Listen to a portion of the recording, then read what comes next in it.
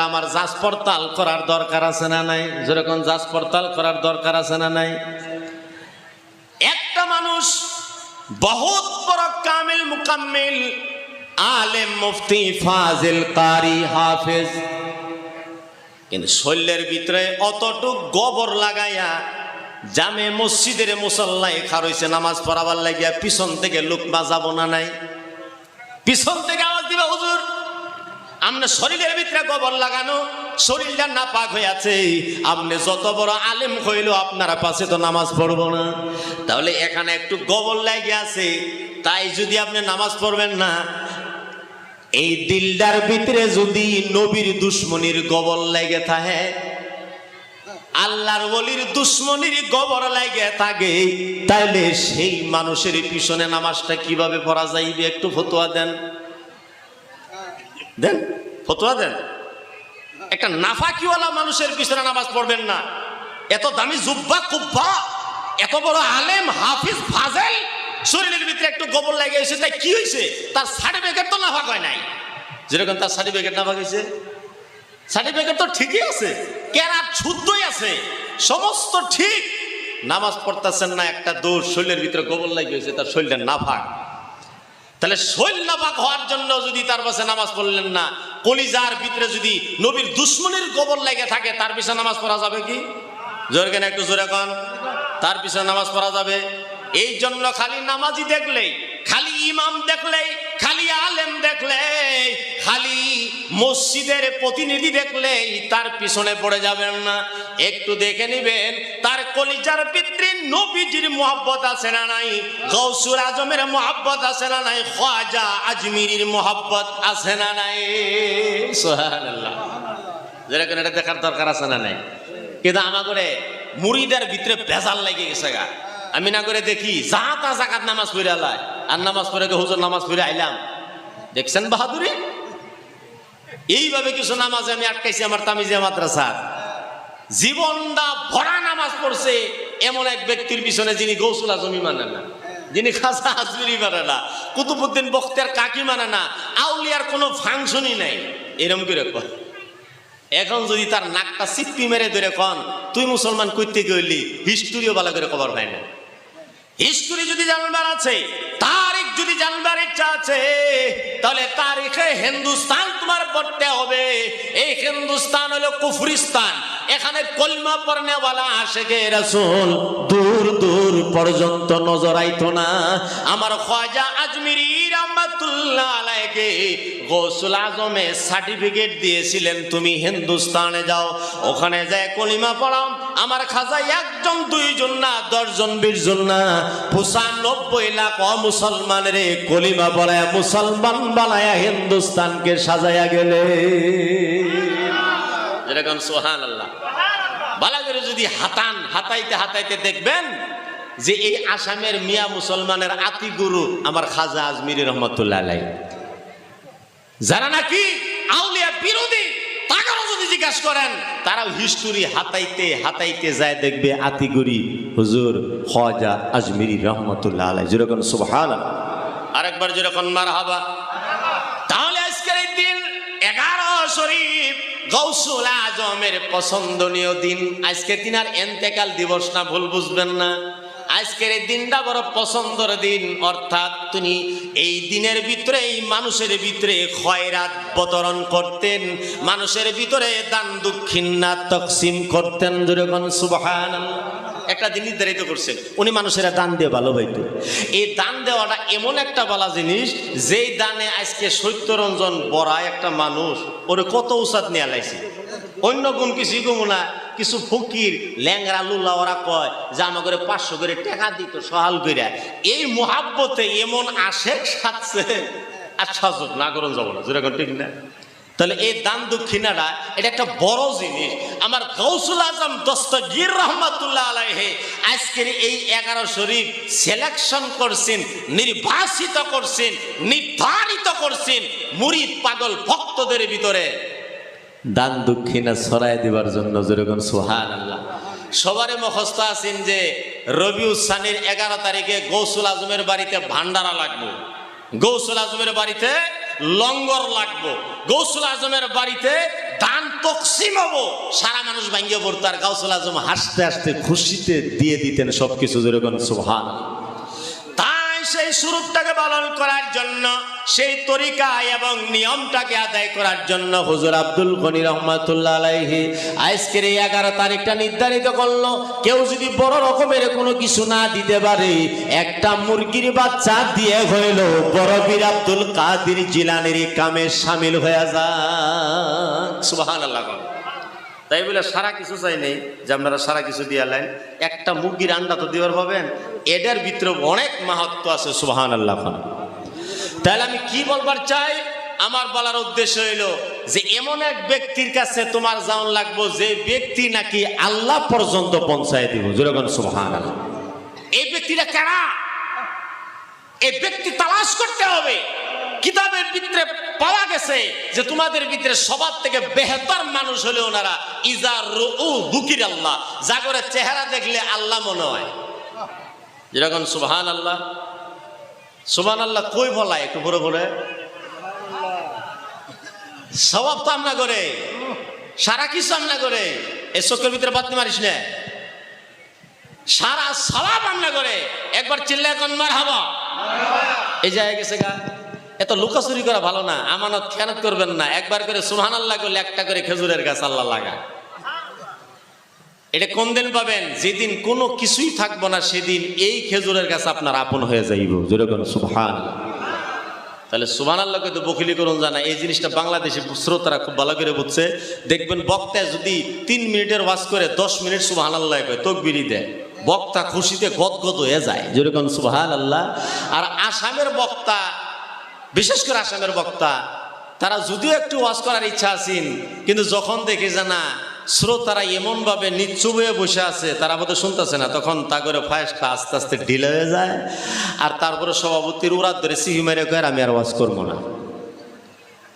সবাই একটু দূরে শরীফ পড়েন, আল্লাহুম্মা সাল্লি আলা সাইয়্যিদিনা মাওলানা মুহাম্মদ ওয়া আলা আলি সাইয়্যিদিনা মাওলানা মুহাম্মদ। আল্লাহুম্মা সাল্লি আলা সাইয়্যিদিনা মাওলানা মুহাম্মদ ওয়া আলা আলি সাইয়্যিদিনা মাওলানা মুহাম্মদ। এখানে যে এই মানুষটার কথা আমি বিদায় আমার ইউটিউবার ভাইদেরকে বলতেছি, বিশেষ করে আমার শাহাদত ভাইজানকে, যে এই মানুষটাকে ইন্ডিকেটর করবেন,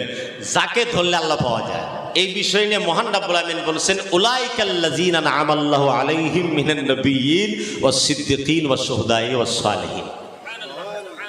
আমি আল্লাহ রাব্বুল আলামিন এনাম দান করছি ওদেরকে, যারা শহীদ, যারা সিদ্দিক, যারা বুজুর্গান, তাদের উপরে আমি এনাম দিছি, দয়া করছি। তাগরে দামন বালা করে খিচ্ছে ধরো, আল্লাহ পায়া যাইবা। এখন ইনারা কে কোথায় থাকে, এই বিষয় নিয়ে আপনার আমার একটু তালাশ করতে হবে। আগেরকার মুরিদানে পীর তালাশ করছে, এখন মুরিদানে পীর তালাশ করে না।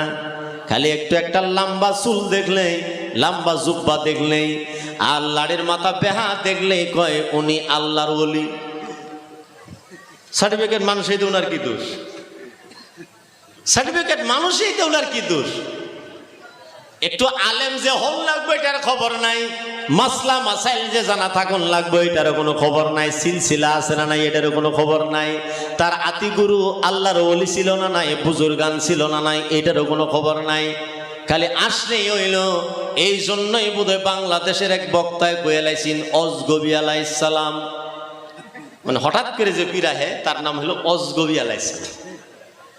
আর আসামের মানুষ এরকম ভোলা ভালা মুসলমান যে কোনো একটা সুরত ধরে আইলে তারা রেসপেক্ট দিয়ে ফির বললে খাইতে ফিরালায়, এটা একটা মুশকিল হয়ে গেছে।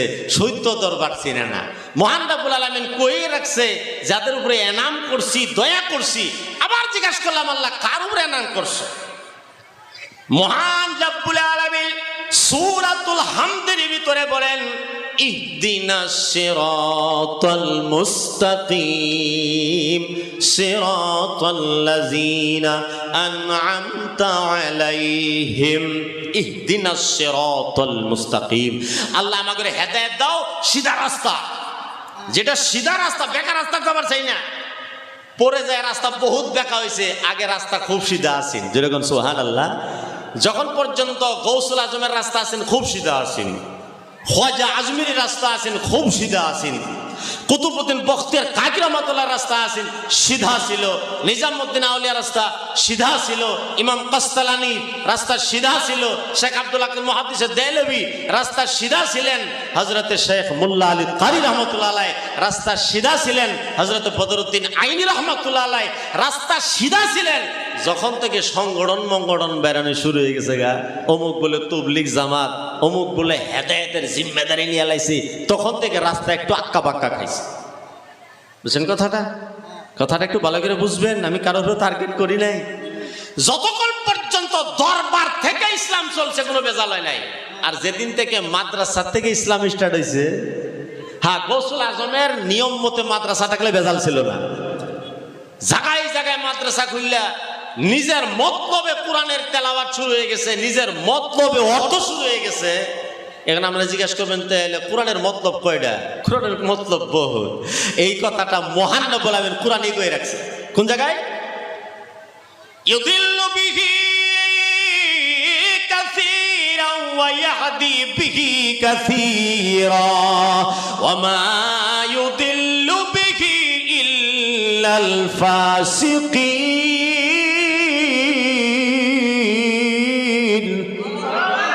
মহান রব্বুল আলামিন আল কোরআনে বলেন, এই কোরআন দিয়ে কিছু মানুষ গুমরাহ হয়ে যাইবে, এই কোরআন দিয়ে কিছু মানুষ হেদায়েত পাওয়া যাইবে, এই কোরআনে কিছু মানুষের ফাসিক বানায় দিবে যখন তরজমা উল্টা পাল্টা শুরু করবে। কুল ইন্নামা আনা বাশারুম মিসলুকুম ইউহা ইলাইয়া, এই আয়াতের তরজমা যখন এইভাবে করবে যে আমার হাবিব তুমি কয়ে দাও আমি একটা মানুষ, আমি একটা মানুষ। এই আয়াত পাইয়া, এই চান্স পাইয়া কিছু মৌলবীরা গাল ফুলে আবার শুরু করছে, এই যে আল্লাহ নিজেই কইতেছে হাবিবের কবার লেগে জামলে কয়ে দেন আমি একটা মানুষ। কিন্তু কোন কারণে, কোন সিজনে, কোন সময়ে কবার দিছেন এইটার বিষয়ে কোনো তদন্ত নাই। আল্লাহ নবী দুজাহানের বাদশা রাহমাতুল্লাহ আলাইহি রাহমাতুল লিল আলামিন এই কথাটা কোন সময় বলছিলেন? যে সময় দরকার পড়ছিলেন, যেরকম সুবহানাল্লাহ। দরকার না পড়লে কোন একটা বস্তু হয় না, কোন আয়াত নাজিল হয় না। আল্লাহ নবী সাল্লাল্লাহু আলাইহি ওয়াসাল্লাম এমন দয়ার নবী আছেন, এমন দয়ার নবী আছেন, উনি ফকিরের সাথেও খানা খাইছে, গরিবের সাথেও খানা খাইছে, ইহুদির বাড়িতেও দাওয়াত খাইছে, মুসলমানের বাড়িতে দাওয়াত খাইছে। একটা বেমারি ব্যক্তি গা হইছে গিন্না করে মানুষে তার সাথে বইয়া খায় না, আমার নবী দুজাহান রাহমাতুল লিল আলামিন তার সাথে বসে খানা খাইছে, যেরকম সুবহানাল্লাহ। সেই সময় বলছিলেন উম্মতেরা তোমরা আমার চিনো না, আনা বাশারুম মিসলুকুম, আমি তোমাদের মতোই একজন মানুষ, আসো বসো। এরকম ভাইব না যে দুজাহানের বাদশা রাহমাতুল লিল আলামিন তার কাছে বসা আমাদের দ্বারা সম্ভব হয় কি না হয়, উনি বসবার দেয় কি না দেয়, এই ভাবনাটা বাইর করো। আমি রাহমাতুল লিল আলামিন তোমাদের জন্য সব সময় আসন খুলে রাখি, যেরকম সুবহানাল্লাহ। এই কথাটার জন্য নবী বলছিলেন, তোমার দলিল বালাবার লেগে নবী কয় নাই। একবার চিল্লায় এখন মারহাবা, আর একটু চিল্লায় এখন মারহাবা। ডাকের কিছু অর্থ আছে। তোমার শ্বশুর যদি তোমারে বেড়া কইরা ডাক দেয় বা বাবা কইরা ডাক দেয়, বললে তুমি বাইপো না তোমার শ্বশুর তোমার বেড়া, ওটা মোহাব্বত করে কইছে আর কি। আছে এক জাত জামাই আব্বা করে কইতাছে, আব্বাটা এর চান্স নেই, যেরকম নেনা নাই, 3 দিনের জায়গাতে 1 সপ্তাহ থাকে, কারণ শরী আম্মা আম্মা করতে আছে, বাপতাছে আদর বোধ চলতেই আছে। কিন্তু হাদিসে কয় 3 দিনের বাইরে কোনো মেহমান নাই, এরা লাঠিতে পিঠে খেতানি যায়। 3 দিন পর্যন্ত মেহমানি, আর তারপরে যে জোর করে থাকতেছে একে লাড়ি দিয়ে পিঠে খেতানি জায়েজ আছে। আপনি ভাববেন না যে আব্বা ডাকতেছে কারণে আব্বা ডাকের চান্স নেই, শরী আম্মা ডাকছে চান্স নেই। আরে ভাই এটা নিজেকে নিজে ছোট ভাবছে, কারণ তোমার কাছে বেডি দিছে, এই বললা বেড়া হয় নাই, যেরকম ঠিক না? এই বললে তুমি মজমার সামনে কোয়ার ভাবো না আমার বেড়া কই, আরে তোমার বাপ তোমার মহব্বত করে বেড়া রাখে। এখন তুমিও যদি তোমার বাপেরে ওইভাবে মজমার সামনে কও, তোমার বাপ নিজেকে ছোট হিসাবে এবং মহাব্বত প্রকাশ করার জন্য কইছে আমি ওনার বেড়া, এই বললে তোমার দলিল বানাবার দেয় নাই। প্রত্যেক কথা দলিল হয় না, যেরকম ঠিক না? প্রত্যেকটা কথা দলিল বানান যায় না, কথা কথার জায়গায় থেকে যায়, দলিল বানান জায়েজ হবে না। এই জন্য আমি তা করে বলি, যদি বুঝবার আছে আমাদের কাছে আসো, এমনি খালি বড় পীরের গালি দিও না, খাজা আজমিরের গালি দিও না। তারা দুনিয়াতে নাইলে মুসলমানই হইতো না, তারা দুনিয়াতে নাইলে ইসলামী জারি হইতো না। বড় পীর আব্দুল কাদের জিলানীর আগ পর্যন্ত আর হযরতে আলীর মাঝখান পর্যন্ত 11 জন আল্লাহর ওলি গেছে। এই 11 জন আল্লাহর ওলি হযরতে আলীর ফায়েজের দ্বারা বেলায়েত প্রকাশ করছে। কিন্তু গৌসুল আজমের পরে থেকে এখন পর্যন্ত যত আল্লাহর ওলি সবাই গৌসুল আজমের চরণের ভিক্ষা খায় আল্লাহর ওলি হইছে। কেউ যদি ইনকার করে আমি গৌসুল আজম মানি না, মহান রব্বুল আলামিন তার বেলায়াত সঙ্গে সঙ্গে ছিনা নিবেন। গৌসুল আজমে বগদাদ শরীফের মেম্বারের উপরে দাঁড়াইয়া আল্লাহর হুকুমে কয়ে বসছিলেন, কদমি গাজিহি আলা রাকাবাতি কুল্লি ওয়ালিল্লাহ। আল্লাহ পারমিশন দিয়ে রাখছে আমারে বলবার জন্য, শুনে রাখো দুনিয়ার আল্লাহর ওলিগণ, আমার এই কদম দুইটা তোমাদের কান্দার উপরে আমি রাইখে দিলাম। তোমরা যদি রাইখে থাও আল্লাহর ওলি হয়ে থাকতে পারবা, আর যদি ইনকার করো সঙ্গে সঙ্গে সলভ হয়ে যাইব। যেরকম নাউজুবিল্লাহ। গাউসুল আজমের এই কথা সঙ্গে সঙ্গে কাশফের মাধ্যমে হযরতে মুঈনুদ্দিন আজমি রাহমাতুল্লাহ আলাইহি খারাসান পাহাড়ের ভিতরে ইতিকাব অবস্থায় উনি চিল্লা অবস্থায় শুনতে পারলেন, আর বললেন, গাউসুল আজম দস্তগীর, কেবল আপনার কদম আমার কান্দে না, বাল আলা আইনি ওয়া রাসি। বড় পীর গো, আপনার কদম খালি এই কান্দার উপরে রাইকার যোগ্য না, আপনার কদম আমি আমার চোখে এবং মাথায়ও রাখলাম। গাউসুল আজম সঙ্গে সঙ্গে রিপ্লাই দিলেন, ও খাজা, তুমি আমাকে এত যদি মেনে নিয়েছো, তোমারও মান দিলাম। হিন্দুস্তানের ভিতরে যত রাজা মহারাজা হোক না কেন, তোমার পাও না টিপা পর্যন্ত এখানে তারা সরকার চালাইতে পারবে না। এখন যত বড় দুশ্মনী হোক না কেন, আমরা তো মনে মনে ভাবি ভারতের প্রধানমন্ত্রী নরেন্দ্র মোদী আমাদের দুশ্মন, কিন্তু উনি প্রথম যখন আসনে বসে গাদিতে বসে মুখতার আব্বাস নকবীরে বলল, চাদর নিয়ে যা আজমিরি খাজার মাজারের উপরে দিয়া, নাহলে আমি নরেন্দ্র মোদীরও জানাই আছে আমার গাদ্দি বেশি দিন টিকব না। এটা হিন্দুস্তান, কোন জায়গায় বাহাদুরি করে কারা, বাহাদুরি ঘাটবে না, ইনশাল্লাহ কিবা না কিবা একটা সুরত বেড়ে যাইব গা। হিন্দুস্তান একটা সুরত বেড়েছে কেবল, এরকম সুবহানাল্লাহ। কিন্তু আসলতে আমাদের দোষ আছে।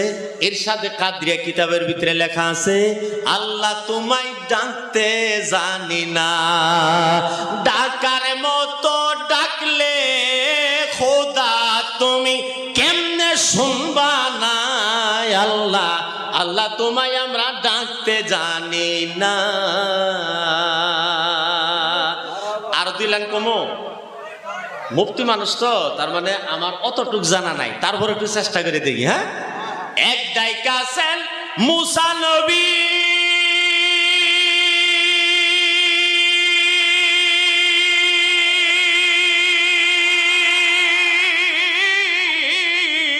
কুহতুর পাহাড়ের পরে, আরে খোদার নূরে পাহাড় জ্বলে, খোদার নূরে পাহাড় জ্বলে, মুসা জ্বলে না। আল্লাহ তোমায় ডাকতে জানি না, আমরা তোমায় ডাকতে জানি না রে, আল্লাহ তোমায় ডাকতে জানি না। সুবহানাল্লাহ। মুশকিল হয়ে গেছে স্টুডিও যাবার ভাই না, মুশকিল হয়ে গেছে দুতরা বাজানি হারাম, নাইলে যদি খালি চলতো রে ভাই তাহলে নিশ্চয় সুর লাগাইয়া বহুত কিছু কইরালাম যাইতো, কিন্তু হালাল হারাম বাইসে চলা এটা আমাদের শরীয়তে আছে না নাই? আছে না? এখন দেখেন আল্লাহর ওলি কারা, আল্লাহর ওলি যারা বেমার দৈরালায়, যেরকম সুবহানাল্লাহ। আল্লাহ কোরআনের ভিতরে এই কথাটা কেন বললেন না ওয়াত্তাবে সাবিলাল কোরআন ওয়াল হাদিস?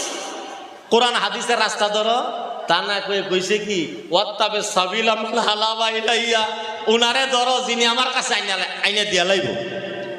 আমি কথাটা বুঝলাম না, আল্লাহরে জিজ্ঞাসা করলাম, ইয়া রাব্বুল আলামিন এটা কিরকম জানি লাগতাছে, তুমি এটা কইলা নাকে যে কোরআনের রাস্তা ধরো, হাদিসের রাস্তা ধরো? আল্লাহ কইটা কমন আমি, কারণ কোরআনের তরজমায় এক জায়গা তিনটাও ঘুরালা আছেন এরকম বদমাইশ, এরকম মূল্য আছে না? একটা হাদিস তার তরজমা 10টা ঘুরালা স্বার্থ মোতাবিক। এই জন্য কথাটা কয় নাই, না কয়ে মহান রাব্বুল আলামিন বলে ফেলাইছে এমন এক আল্লাহর ওলি ধরো যার মারেফতের জ্ঞান আছে, সেই তোমারে আমার কাছে আনলো। কোরআন এই জন্য তোমারে আনবার গ্যারান্টি দিতেছে না, কারণ এই কোরআন নিয়ে অনেকে ঝামেলা করবো, এমনি এক তরজমা কইরা মনটারে নষ্ট করে বয়ে থাকো, যেরকম ঠিক না? এই রাস্তা দিয়ে আইতেই এই লম্বা টুপি দিয়ে আমরা আইছি না, এই সবগুলা বল্ডারের মতন করে আমাদের মধ্যে চাই থাকে, না জানি এই টুপির ভিতরে কি রাখা আছে। হ্যাঁ, যেরকম টুপির ভিতরে কি আছে তারা দৈরি নিছে। এই টুপি যারা দেয় তারা আল্লাহর দুশ্মন, তারা নবীর দুশ্মন, তারা নামাজ মুড়েও পড়ে না। ওরা দৈরে লিয়া এমন খুশি হইছে, মনে মনে কইতেছে খালি কিয়ামতটা হবার, যে কিয়ামতটা হওয়া, আর আল্লাহর সামনে যায় নিজের ডিমান্ড দেবো জান্নাতটা কই খালি দেখাই দে। কারণ হিসাব কিতাব আর কি নিবে, জিন্দেগিটাই শেষ করে দিছি, নামাজ পড়া বন্দেগি করে জিন্দেগিটাই শেষ করে দিছি, খালি জান্নাতটা দেখাই দাও। কিসের মিজান, কিসের বলছিরা, এর একটা সাহস নিয়েছে। কিন্তু কিয়ামতের ময়দানে খাড়া খাড়া নাড়ি দিয়ে ফেরেশতারা এমন বাইরান বাইরাবো, নেংডি মারার তাল ভবনে যে কইতে রওনা করে, নেংডিছে না, নেংডি মারা ছাড়াই তারা দৌড়াদৌড়ি বাজবো, যেরকম ঠিক না? জানাক আমি ওদিকে না যাই, একটু সরাসরি দিকে আসি। ওয়াত্তাবে সাবিলা মান আনাবা ইলাই, এই কথাটা মহান আল্লাহ এই জন্য বলছে যে ইসলামটা চলে দিলের হুকুমতে, যেরকম সুবহানাল্লাহ। এই জন্য একজন কামেলের কাছে যাও, কামেলে তোমার বেমারটা ধরবো, এই বেমারটা ধরার পরে তুমি আল্লাহ চিনবা, যেরকম সুবহানাল্লাহ। এই পৃথিবীর বুকে অনেক বেমার আছে, বেমারের জন্য ডাক্তার আছে, চোখের বেমার, নাকের বেমার, কানের বেমার, মাথার বেমার, সিনার বেমার, হাড্ডির বেমার, যেরকম প্রত্যেকটা বেমারের স্পেশালিস্ট বিশেষজ্ঞ আলাদা আলাদা আছে না নাই? ওই বিশেষজ্ঞের কাছে গেলে সে বেমারটা ভালো করে চিকিৎসা করা যায়। তাহলে জাহিরি অঙ্গ প্রত্যঙ্গের যদি একটা একটা ডাক্তার আছে, তাহলে আপনার রোহানি জগতের অঙ্গ প্রত্যঙ্গের এক একটা ডাক্তার আছে না নাই? মহান রাব্বুল আলামিন সেই ডাক্তারগুলা দুনিয়াতে রাইখা দিয়েছে। এই ডাক্তারগুলাই তোমার অন্তর সাফা করবে, কলিজা সাফা করবে। যেরকম একটা ডাক্তার তোমার এখানে ধৈর্য কয় তোমার high pressure, blood pressure, sugar, রক্তের প্লাটিমান কমে গেছে, তোমার শরীরের ভিতরে এনার্জি নাই, একটা রোগেই সব সাক্ষী দেয়। আল্লাহর ওলি নজর দিয়া কয়ালাই তোমার দিল মুর্দা হয়ে গেছে, তোমার কলব মইরা গেছে, এই জন্য ইবাদত বন্দেগী করে কোনো স্বাদ পাও না। মাসালুল্লাযী ইয়াসকুর ওয়াল্লাযী লা ইয়াসকুর মাসালুল হাইয়্যি ওয়াল মাইয়িতি। একজন মানুষ জিকির করে আর একজন মানুষ জিকির করে না, এই দুইজন মুর্দার জিন্দার মতো। যেরকম জিন্দার কোনো জিকির নাই, ওই রকম মানুষ জিন্দা থাকতো কলব মুর্দা হয়ে যাইতে পারে, যেরকম যাইতে পারে না নাই। একটা জিন্দা কলবওয়ালা মানুষ যদি ফকির হয় আল্লাহর কাছে, তিনার দাম আছে। আর একটা মুর্দা কলবওয়ালা ফরচুন গাড়িতে বইসেও যদি আছে, আল্লাহ কয় তুই দেখতে জিন্দা কিন্তু আসলে মুর্দা। আর এক ফকির মাথার চুলের খবর নাই, দাঁত বালা করে মরাই নাই, শরীর বালা করে ডলে নাই, যেরকম সে আল্লাহর ওলি হইতে পারে না নাই? একটু যেরকম হইতে পারে না নাই? আর একটু যেরকম বিশেষজ্ঞ আছে। তাহলে আমার কলব, যে কলবটা মরে গেলে কোনো কিছুই স্বাদ লাগে না, ইবাদত বন্দেগী নামাজ রোজা কিছুই স্বাদ লাগে না, সেই কলবটা যিনি চলায় তিনি হলেন আল্লাহর ওলি, যেরকম সুবহানাল্লাহ। উনি আপনার বেমালটা ধরে বইব, আপনার কেন ভালো লাগে না? মসজিদে গেলে কেন খালি শরীরটা তরফায়, নামাজ পড়তে গেলে কেন মন বসে না? যেরকম এরকম মানুষ আছে না নাই? নামাজ পড়তে খালি মনটা টিপিস টিপিস করে, নামাজের ভিতরে ঢুকলেই মনটা বাইরাম বাইরাম করে, নামাজে খারইলেই খালি এরকম লাগে কোন সময় ইমাম নামাজ শেষ করবে আমি বেরিয়ে যাইমু। আর কিছু মানুষ আছে ইবাদত বন্দেগী করে খুব মজা পায়, খুব মজা পায়, ইমাম আরো লম্বা করুক, আরো লম্বা করুক। যেরকম শতকরা হার কার বেশি? ছটফটানি মুক্তাদি না বক্ত মুক্তাদি? ছটফটানি বেশি। আমি যেটা দেখি ছোট ছোট কেরাত পড়লে খুশি হয়ে গেল, হুজুর মারহাবা, খুব সুন্দর নামাজ হয়েছে।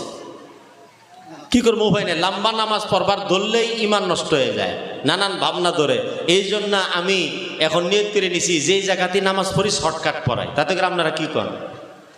আজকে জুমার নামাজ এক জায়গায় পড়ে আইছি, এমন শর্টকাট পড়ছি, দেখি সব মুক্তাদির মোহাম্মদে কুতকুতি হাসি, সবাই খুশি। তার মানে তে জানা হোক ছোট্ট করে বইলেও যদি কলব শান্তি হয়, আমি কই ছোট্ট করেই পড়েন, তবু নামাজ নিয়ে মস্কারি করা ঠিক না।